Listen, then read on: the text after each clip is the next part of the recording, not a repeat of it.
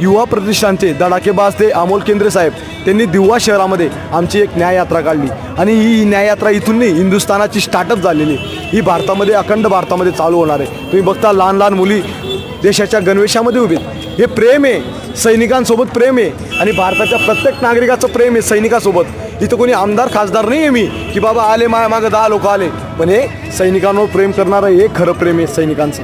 आणि किती वर्ष सेवा केली मी 14 वर्ष सेवा केली. तुम्हाला पैसा मिळाला? पैसा काहीच नाही. 14 वर्षामध्ये सुखा घरी पाठवलाय. म्हणजे बाबांचं वय एकदम कमी आहे बाबांना बोलता येत नाही पण त्यांचं दुःख एवढं आहे की ते सांगता येणार नाही. म्हणून ही न्याययात्रा भारताच्या प्रत्येक सैनिक आज बघा तुम्ही यांनी किती वर्ष सेवा केली होती सर? मी 7 वर्ष सेवा केली. आणि आज काही करत जॉब काय करता आता? आता काहीच नाही जॉब करत घरी आहे. तुम्हाला प्रायव्हेट कंपनीमध्ये कोण ठेवतं? नाही का बरं ठेवत नाही?